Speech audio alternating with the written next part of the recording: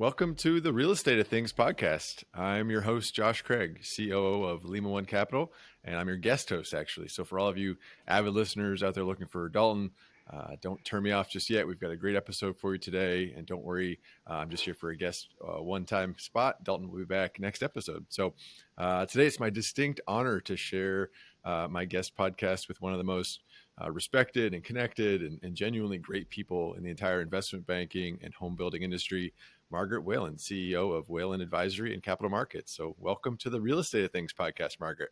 Thank you, Josh. Good to see you today. Yeah. So fair warning, you are my first podcast guest. So lucky you, first of all. And then I'm sure I'll stumble plenty, but Dalton's told me that as long as we don't curse or offend anyone or bring any lawsuits or get his podcast shut down, then we'll call it a win. So we've got a low bar, and I'm sure we'll be able to overcome all those objections.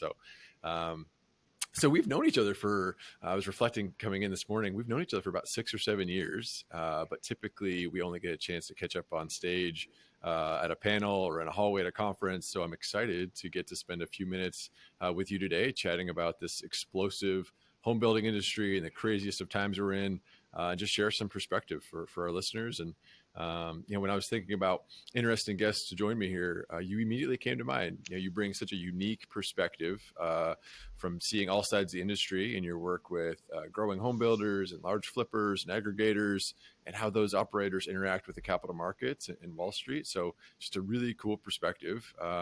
So first, let's help us set the stage a little deeper than that with some background on you and your company. So maybe you can just share a little bit about your company and your specific niche.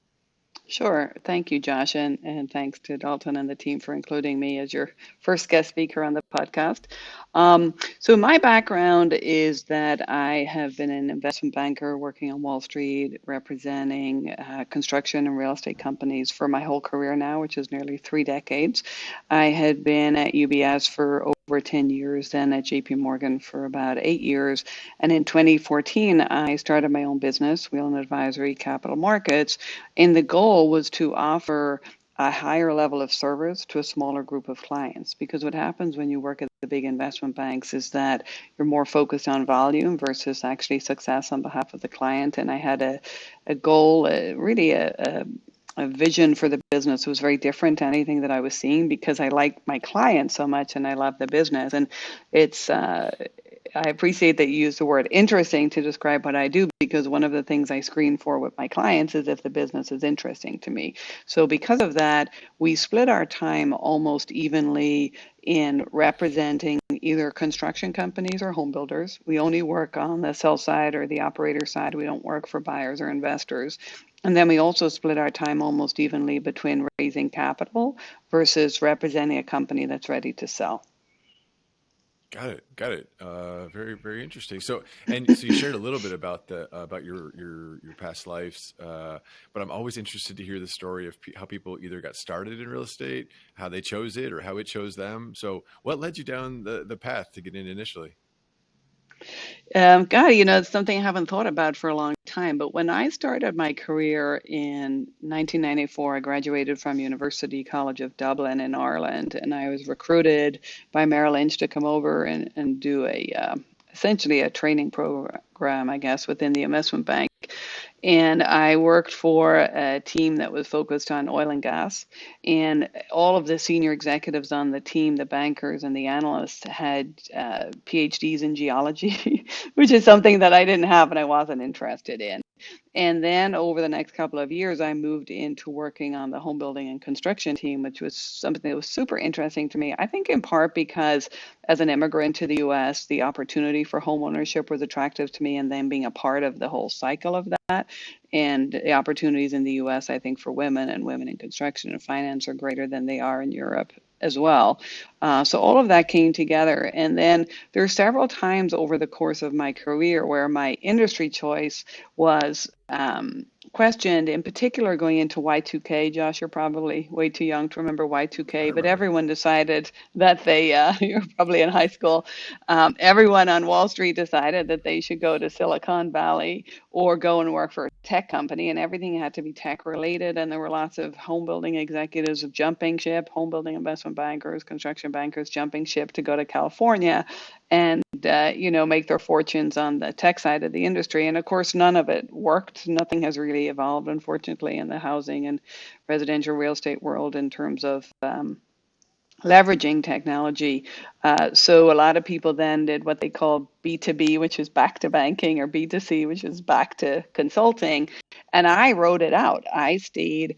I was at UBS at the time as an equity research analyst through Y2K, and then through the early 2000s with Sarbanes-Oxley, and a wall went up between investment banking and equity research. I had started my career in equity research, but there really was no wall. We were very deal oriented. I worked for a team, an investment banking team that was very successful on the transaction side, and that was the part of the business that was most interesting to me.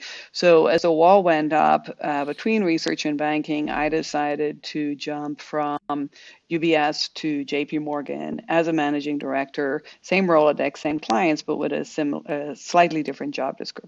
Interesting. Yeah. So we definitely have a lot of parallels. I'm an immigrant as well, so I'm from Canada. I didn't. We worked you worked in the geo oil space. I did not. I've worked in biofuels a little bit, but a farming Hmm. background. So we worked with on the land and found our way to real estate. So it's always so interesting to hear. Very rarely does anyone go through the early years thinking they're going to spend their life in mortgage or in real estate. But amazing how people always just tend to find themselves here, and some really cool stories about how we all got to this place. So Well, I love the business and the opportunities that it provides for stability within communities and for families, especially immigrant families, that you and I have created. And it's a simple enough industry, but because of the cyclicality, the seasonality, the leverage, the cycles, it keeps us all on our toes, right? absolutely, yeah. We talk about it all the time here about although it's to your point, it's really a simple industry. Whether we're lending money or building houses, it's not that complicated. But we really lean into it as a noble purpose, right? We're providing housing stock for America. We're rehabbing Hmm. properties. We're restabilizing neighborhoods. So we really lean into that as a company. And I think a lot of us do across the industry, which is why we get to meet so many interesting people, and why we have building some great companies along the way. So our I also go ahead. love the background of Lima One, Josh. Being started by two Marines because it's so important to welcome veterans who go out and put everything at risk and put their careers on hold to welcome them back into the industry. So I love the background of your company too. Yeah, I appreciate that. Yeah, I certainly leaned into it when I was looking to join. We talk about it all the time. Most of our conference rooms are named after whether some marine heritage. So it's something we're really proud of and hold dear. So let's dive in. So we've got a really diverse listener base, Margaret. We're now a few months into this, and just like our client base ranges from small entry level investors and home builders doing a few transactions a year to large scaling home builders who build hundreds of homes per year. But regardless of place in the industry, questions I get asked all the time kind of fall around three broad topics. One, just general markets perspective about where we are, about look into our crystal ball. Two, about the financing side of things, about what's changing, what do we need to know, how do they get more for less, tends to be the angle. And then three, kind of segments of industry. Where is it heading? Building types, this buzzword of the decade, build for rent, this blurring of lines between builders and landlords and flippers and wholesalers. So I think we'll have a good conversation kind of weaving those three general lines, broad topics, I should say, into some questions. So let's talk about the Three big ones. three big ones for sure. So I'm sure we've got way more than we have time for, but we'll see what we can get to and how to keep everyone on their toes. So let's talk about the broad market as a whole first. You being Sure. extremely dialed into all pockets of the country. I know you don't just focus. You're based on the East Coast, but you certainly have clients from coast to coast, and from builders to large flippers. What is your kind of crystal ball tell you about where we are in the overall home building cycle? And I know, depending on the talking head that you listen to, we're somewhere in the 2 to 4 million homes per year short of demand. It looks like we need somewhere in the neighborhood of another 10 million homes the next decade for rental properties. So on the surface, it appears that we have a really long runway ahead of us, that we have a lot of green pasture. But what are you seeing? What's your perspective of where we are in the overall cycle? Well, it's definitely a hot topic right now, isn't it? I was in New York last week. I spoke at two different conferences, the John Burns Annual Housing Outlook Conference, and then Lincoln International. One of the boutique M&As invited me to speak about M&A and housing and construction. Um, so, in terms of the general market perspective, having been around this industry for 30 years, I'll tell you one thing for sure, which is that you only know the market peaked or troughed when you're looking in the rearview mirror, right? There's a lot more space looking out in front of the windshield versus the Yeah. rearview mirror, and I always try to focus on the future. But I believe that we are undersupplied. I believe there's a lot of demand. I believe there's pent up demand for housing. I don't have a clue if it's 1 million or 2 million or 5 million. I really trust the research coming out of the John Burden's team. I've always felt that they were more independent, more analytical in how they approach that.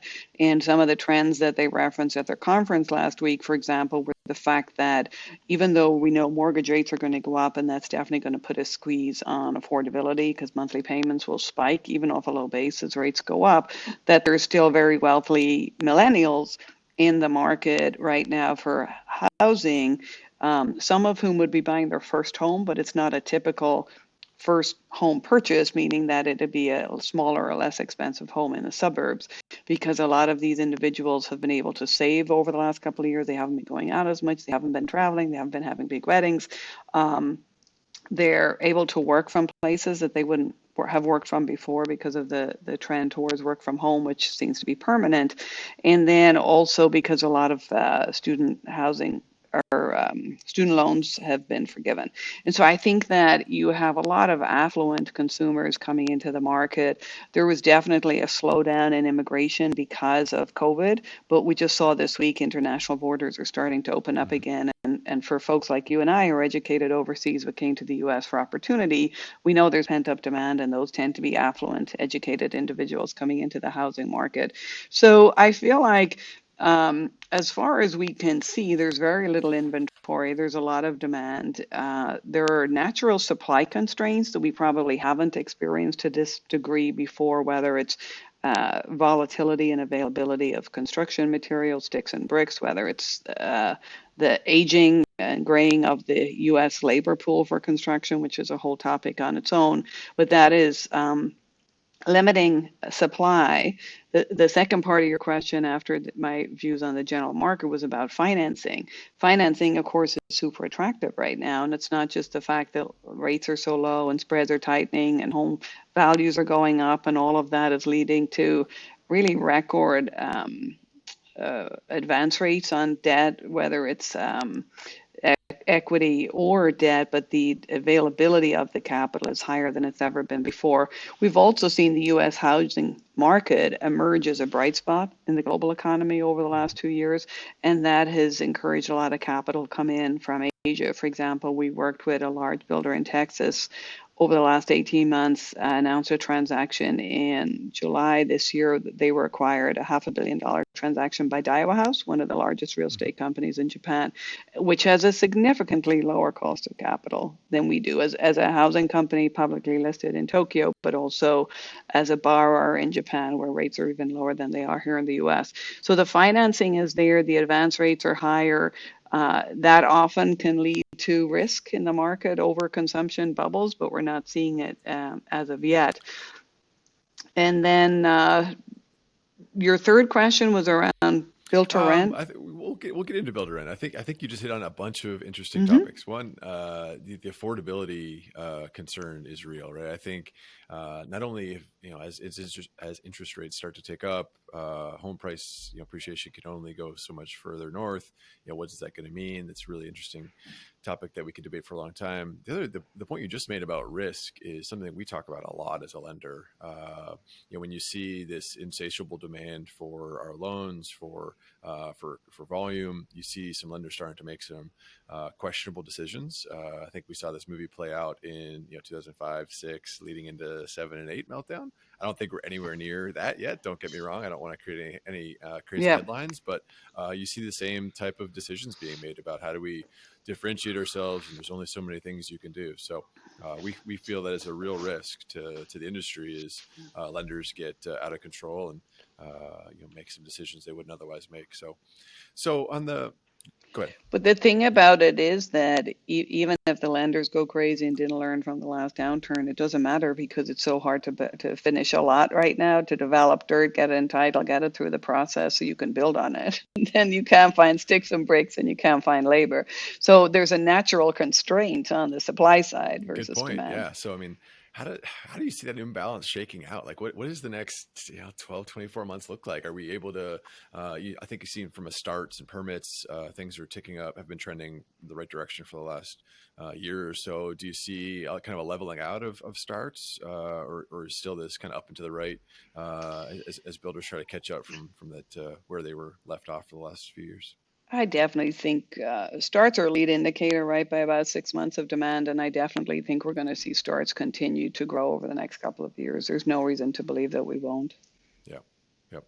I fully agree. On the who is starting those houses. One of the stats I saw a couple years ago, and I haven't seen it published since, is the who is building houses, and I think the last stat was somewhere in the neighborhood of 60 to 70% of all the homes built in the U.S. are built by, quote unquote, a small home builder, someone who builds Hmm. less than a couple hundred houses a year. Do you feel that being the same today, or have you seen a lot of M&A or a lot of these smaller builders kind of pushed out because of their inability to get a lot? First of all, they're not developers, or whether they can't get supplies, they can't hedge out contracts, and they can't scale up. What are you seeing today? Are these small guys still really prevalent, or are they kind of pushed out? Yeah, it's a great question, Josh. So the thing about it is that of the million or so starts a year, so much of that is concentrated in the top 40 or 50 MSAs around the country, what we call refer to as the small markets. Hmm. Within those markets, it's incredibly concentrated. Markets like Tampa, some of the four MSAs in Texas, where you could have 60, 70% of home starts represented by the top 8 or 10 builders in the market, major concentration. So then the barrier to entry is very high for smaller private builders, which is pushing them into maybe C or D locations or different types of product to try to differentiate themselves. But that is a trend. I mean, I remember when I started my career in the early 90s in this industry, the top 10 builders had about 10% market share overall, and today it's 40. Hmm. So, well, I imagine that it's going to mature at some point, because they're markets, concentrated markets where demand is great and where there's a real benefit to being a high production builder. And that's where the builders tend to focus their efforts versus parts of the country like the Mid-Atlantic or the Midwest or even California right now, where you have negative demographics. You actually have more people leaving than migrating into those cities. Hmm. Yep. No, it's right. And I know you work with a lot of scaling builders as they're looking to raise equity or kind of grow up the capital stack. Are you seeing a lot of these smaller builders, because of the scarcity of lots? Are they branching out to also become an infill fix and flip builder? Are they also becoming a land developer? Are you seeing diversity of business models now starting to become more the norm? Hmm. Well, that's what you're hoping for, right? So Hmm. we can find a deal to work on Right. together. Um, so going back to what you and I were talking about a little while ago in terms of interesting business models, one client we had in California about 5 years ago, Thomas James Homes, which was an infill builder, tear down builder, scraper. There's different ways of describing what they do. But I remember explaining to an investor, because we were representing Tommy and Jim on selling the company, that this business was the biggest home builder no one had ever heard of, right? They had half a Hmm. billion dollars in annual revenue, but Right. they were only selling about 100 homes a year because the price point was higher. So the business model was where they started was to go into West LA and buy a 50-plus-year-old home for $1 million or so dollars, and within 14 months sell a brand new home on the same lot for 3 to 5 million. Now they're doing that up and down the coast and over into the Rockies and Phoenix. We have clients doing the exact same thing on the East Coast as well. I think it's a fantastic business model. In particular, California has relaxed some of the rules around zoning right now to the point that you can replace one single family lot with two new Hmm. homes because of the affordability constraints. Some buyers or owners of dirt are doing that with townhomes. Some are doing it with a traditional single family home and then what we call an ADU, an accessory dwelling unit on the same parcel. But I do think those business models are very interesting, and it's really the blue ocean theory, where the strategy is that you go where others are not. That the strategy of the blue ocean is go where there's less competition, and we're definitely seeing some smart, thoughtful, young executives come into the industry with strategies like that. Yeah. No, we love those customers as well. We think it's a great strategy, albeit difficult to scale, which is why there's a ability to, why it is a bit of a blue ocean still, right? How do you recreate that highly repeatable, scalable company, which is the challenge. But for those who can figure it out and manage it like it is, all in one development and have highly repeatable, great teams that can go and repeat the same process over and over, it's a great model. What about on the lot development side of things? Are you seeing more builders become both a developer builder, or is still, buying finished lots? Is that a thing of the past, or are we still able to actually get some, or the nationals just grabbing everything that's out there and available? Well, the control in this industry definitely sits with the owners of the dirt, right? And so you have lots of different financing available around dirt. You have to take entitlement risk, which is significant in some parts of the country, like the coast, but much less so in parts of the country like Texas and the Southeast, where zoning officials are a lot more commercial and Hmm. flexible. Then you have to get the dirt developed, which means actually moving land, putting in the infrastructure to get to the point where you have finished lots. Um, what I would say on the home builder side, coming out of the GFC, the downturn last cycle, is that many of them benefited significantly coming out of the GFC versus coming out of the S&L crisis in the early 90s, because instead of owning 100% of their dirt, half of it was optioned. Hmm. And you're still seeing that. In fact, it's been a very challenging market to call for the last few years. I remember in June of 2018 when rates jumped up and home sales slowed really sharply. And because of that, a lot of the builders slammed the brakes on buying dirt. They were controlling more dirt off balance sheet via land banking. Land banking is very popular right now. It kind of cycles a little bit, but it's very much in vogue right now.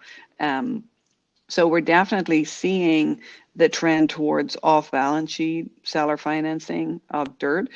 But that I don't believe that's the reason that the availability of finished lots has slowed down. I think it's more just the bottleneck relative to demand. Hmm. Yep. No, it's I like your comment. He who owns the dirt controls the market. That's definitely accurate. So Hmm. you started taking me down. Next train of thought was on the capital side of things, and how builders are financing themselves these days. So that capital stack, whether it's what kind of trends are you seeing in terms of debt or equity or land banking or mezz financing? Like Hmm. how are these guys evolving with the times and finding the capital to help them scale? Debt or equity or dequity, as I call MES. Yep. So it really depends on the size of the builder. We have over 20 publicly traded home builders today, including a couple of new ones. Dreamfinders went public via traditional IPO. Landsea went public in the last year via SPAC. And then we have some private builders that have publicly traded debt, like Mattamy or Ashton Woods, David Weekley. And then what we find is where we add a lot of value for clients, private builders that are outgrowing friends and family money. They're pivoting, their growth is accelerating, they're not turning the capital as fast as they need to. And so they will approach us and say, we need growth capital. And then we sit and help them think through what their 3 to 5 year model might look like, what the peak capital need might be, how much leverage they're comfortable with relative to the peak capital needs, so how much is going to be debt, how much is going to be equity, and then grow it out from there. And I would say that the sources of capital are changing a little bit. As I mentioned earlier, the Japanese buyers coming in, which is a very attractive valuation upfront, selling to a strategic with long-term capital. The Japanese are known for not changing anything, not changing the management teams, not changing the business plan, not reducing the workforce, which is very important to a lot of these legacy builders that Hmm. have built up a culture and a community within their company. And so I would say the only big thing that's changed is the Japanese coming in buying outright, which provides growth capital. We represented a company called TrueMark, one of the larger private builders in California a couple of years ago on their sale to a Japanese buyer, and that was because they wanted to accelerate their growth. They needed a long-term capital.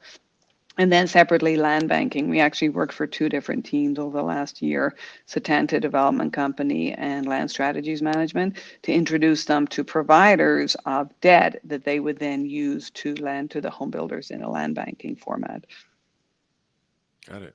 Got it. Interesting. Yeah, no, it's something we get asked about all the time is, are we willing to stretch outside of we're normally just a, first lien mortgage, senior debt, but we get asked all the time for some creative things, and whether it's others are out there doing it or not at scale yet, so it's not widely known, or builders are just trying to get creative and on their spreadsheets with how they could help themselves grow, and it's a real need, right? The small local community banks that play such a critical role have Hmm. only so much runway to go. So you're seeing more and more private lenders enter, more and more capital markets, Wall Street money trying to get really attracted to the space, and wants us to grow volume and create some unique ways of doing it. So I think you'll see a lot of innovation over the years ahead, of not just like you said, it's not just debt, it's not just equity, it's this debt equity. I like that term. Hmm. So I think you're gonna notice some more creative things coming to bear. So let's talk about some of the current trends in the market. One of the buzzword, build for rent. You've seen certainly volume pick up. You've seen a ton of institutional capital come into the space. What are your general thoughts, your personal opinions on that build for rent market? Is it here to stay? Oh, yeah, very much so. I mean, it's fascinating to me, build to rent, because it's really an extension of SFR, single family rental. And if you take a step back, Josh, and you know the history here, but coming out of the GFC, Warren Buffett was on CNBC and said, if there's one thing I could do today from an investment Mm-hmm. perspective, it'd be to go buy 100,000 single family homes and hold on to them or rent them out, right? And he's known for running in when others are running out, and everyone was running out of housing at the time. And through that conversation, that really an industry and then an asset class was formed with single family rental. And traditionally, that had been buying scattered lot, older homes, one at a time, initially on the court steps, and then in scale. It's still an industry, though, where I think you have 300 million Americans living in 100 million households, and 14 million of those are 14 million are single family rental homes, but only something like 4 or 5% are actually owned by aggregators or institutions. The rest are owned by mom and pops, very, very small scale and scattered. So what happened, and I guess it was 2 or 3 years ago, we saw build to rent start to percolate. And the reason is that the SFR REITs that were now publicly traded companies with tens of thousands of homes are really having a hard time growing. And when you're a big public company, you need to be able to show Wall Street that you can facilitate that growth with access to their capital. And so, because of the nature of the REIT structure, they had to take down assets that were cash flowing. So they were negotiating with land sellers, land developers, local builders, regional builders, and in some case public builders, to take down homes at CO, certificate of occupancy. So they might have a little bit of lease up risk, but they would take down these new homes. And the biggest challenge that the SFR REITs like AMH, Invitation Homes have had as public companies is trying to guesstimate what the maintenance turnover is going to be month to month on those properties. That's Mm-hmm. one thing Wall Street discounts the stocks for. And so, to the degree that they could pivot from older scattered lot homes to brand new, deliberately spec'd homes where you can get up to a 20% premium on rents versus an older home and have stickier tenants, then that was going to be super attractive. And what we've seen with build to rent is this incredibly wide range of product, from very high dense 14, 16 per acre, what I would call horizontal apartments, to very traditional single family 3 or 4 per acre with a single plat or single lot. And there's demand for all of that. In my mind, I think that demand is on the margin taking tenants from multifamily versus single family. Actually, I think it's going to add to home ownership, but with a delay, because it allows families, if you think about it, families are individuals who could always rent a new car, could never rent a new home. Now these homes are brand new, they're deliberately spec, they are professionally managed, and that's super attractive to folks that are on the move. People are moving more than they ever have before in the wake of both the pandemic and the social unrest and protests from last year. So I think that build to rent is definitely here to stay. I think it's displacing multifamily more than single family. That's the reason multifamily operators are coming into it. We have student housing companies, multifamily companies from all over the world calling us saying they want to do build to rent, and it's because they're feeling like the opportunity is going to be bigger and keep growing from here. Yeah, no, I see the world very similarly. I think your horizontal apartment theory is right. It starts to look and feel much more like multifamily. It's almost like the pendulum swung all the way out to your point of 3 or 4 houses per acre. It really looks and feels like single family. Has a backyard. Now it's swinging back to somewhere closer to multifamily, where it's 8, 10, 12, 15 units, townhouses. It's really just a squished down apartment. It loses some of that appeal of what a true single family is. So I think that we're still trying to figure out how the story is going to play out, but But you to your can point about still park your car. You can still have a sure. dog, which you may not have been Hmm. able to have in multifamily. You can make a 2 or 3 year commitment and then decide what's right for your family. So I think whether or not it's high density, it's still super attractive. Yeah, no disagreement whatsoever. It's I think it's here to stay and here to grow. So we're definitely all in on it here. So what about builders that are becoming also landlords? We work with a lot of builders who are aging, who it's been a family business for 20, 30 years. They're starting to think about their exit plan. Maybe part of it's to sell, part of it's to hand it over to their legacy, their families, but some of them are becoming landlords as well. How Hmm. are you seeing a lot of that? I mean, we have our we'll do a billion and a half, work with a few clients a year, a few thousand clients a year. You have a lot of touch across the nation. Are you seeing more and more builders also become landlords and think about that generational plan? It's definitely a great opportunity for a builder that can afford to hold on to the house for longer. Hmm. With the availability of financing, you can get a lot of equity out, so it doesn't take up as much capital as it would have in the past. But I'll tell you something, Josh, my private builder clients have always held on to a lot of houses that they built, right? Often they'll give discounts to their staff, to their families to buy the homes and rent them out. They do it as an investment opportunity, but they also do it for intelligence information because if you have a busy homeowners association and you want to anticipate what might be around the corner if there's a problem coming, it's great to have a property, a house in Sure. that community, right? So my Yeah. builder clients have always owned a lot. I do agree with you that they're doing more now. They're doing it at a greater scale, but I don't think it's as new as it used to be, and we're not seeing from a generational wealth management perspective, we're not seeing that as much of a shift maybe as others are with our Right. Yeah. clients. Yeah.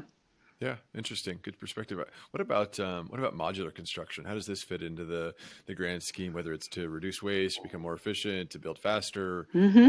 What do you? I know you've been a proponent of it for a long time. I think. What are you seeing there? Thoughts on how that evolves?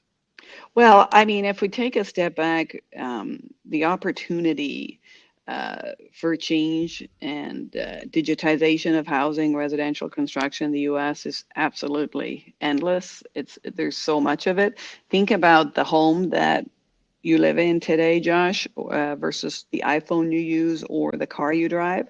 The functionality of the car and the phone has increased dramatically in the last couple of decades. The house is Hmm. pretty much the same, right?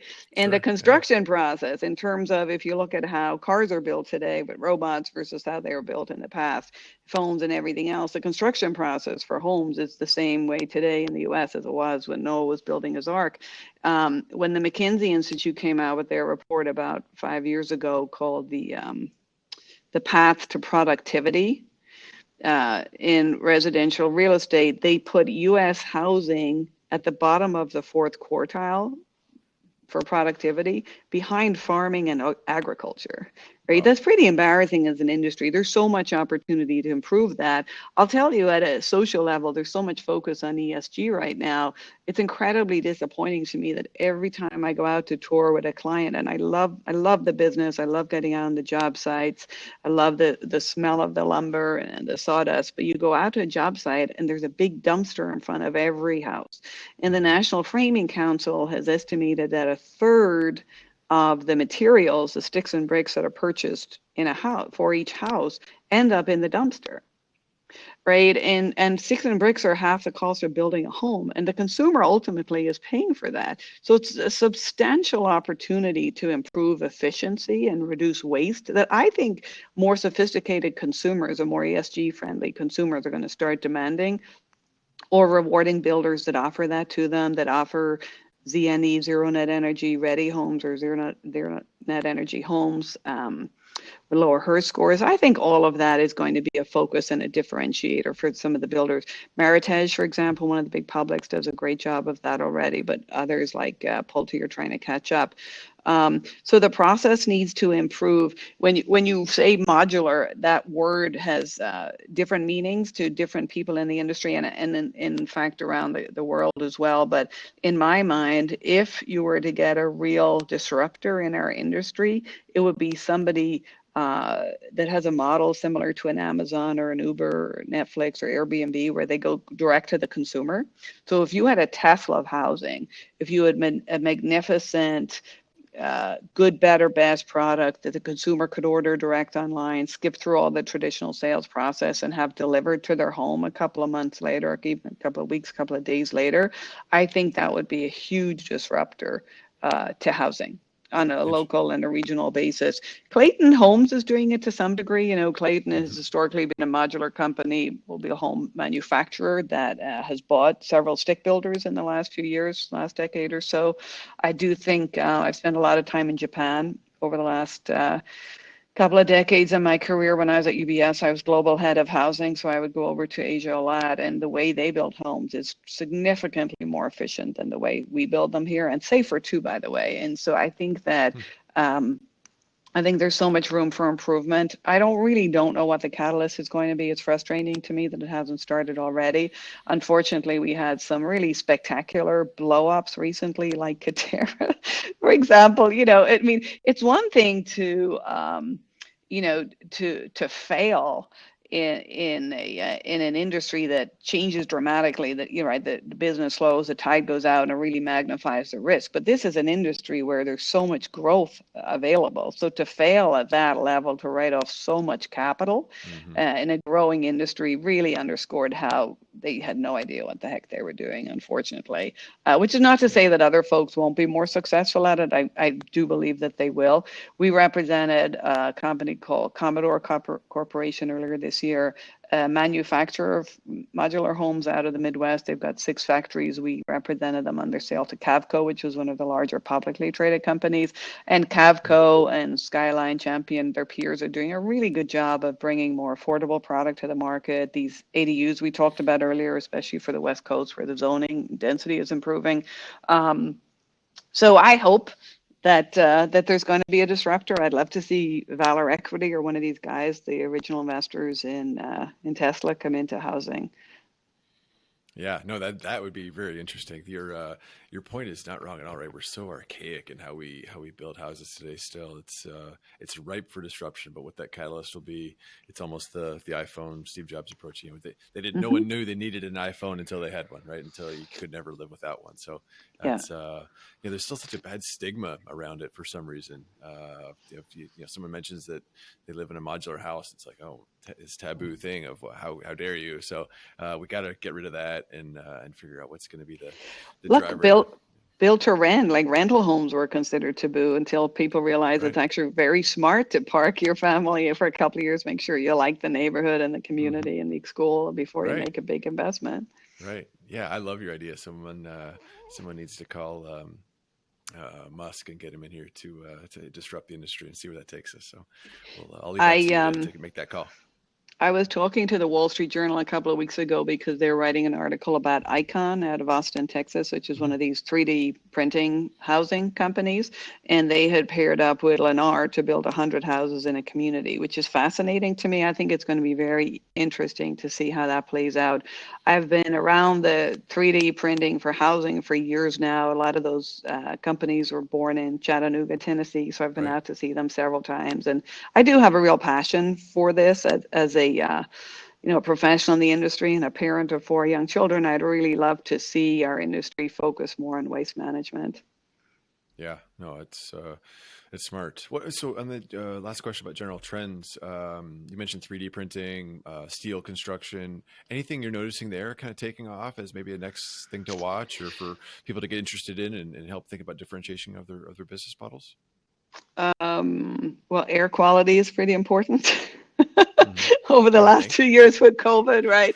That's definitely significantly increased in terms of consumers being focused on the quality of their air in their homes and wellness overall. I think they want connected homes, whatever that means, in terms of being able to turn off your AC, on or off your AC, your heat, your open your garage door, your Nest security, all of that coming as a package. On the margin, most of the builders are excited if they offer an ice machine and the new refrigerator, but I think it's because the technology is evolving so quickly and they don't want to Mhm. commit to something that may be obsolete by the time the community is finished. But Sure. I do think the consumer is focused on wellness, focused on integrated homes.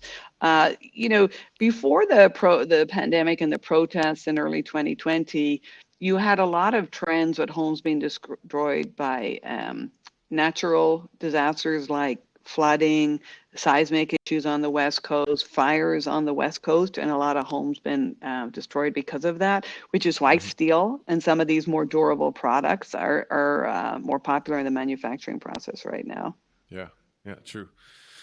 Okay, well, it's always good to leave the audience with some nuggets. I think you've given plenty, but maybe some advice as you think about our general population of listeners. We've got a diverse array, but a lot of scaling investors, whether it's fix and flip, infill, like Thomas James you mentioned, or builders out there trying to get to some scale to attract large institutional capital infusions or plan their exit.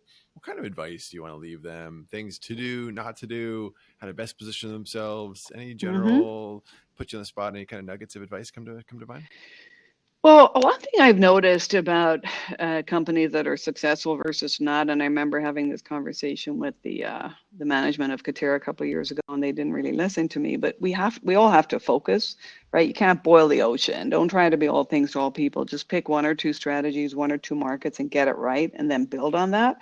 Versus trying to do too much too quickly, superficially, and then having to retract. So I think focus is a big one. I think one of the pieces of advice I give to operators and our private construction companies clients is to spend as much as you can on a great controller or CFO. A professional is incredibly important in that role to really understand what your peak capital need is going to be and not to run out of money, because that has happened so many times with so many companies in our industry. They get hit by a cycle, they underestimate how much leverage they have or what their covenants are going to be or how much cash they needed, and they burn out and they blow up, unfortunately.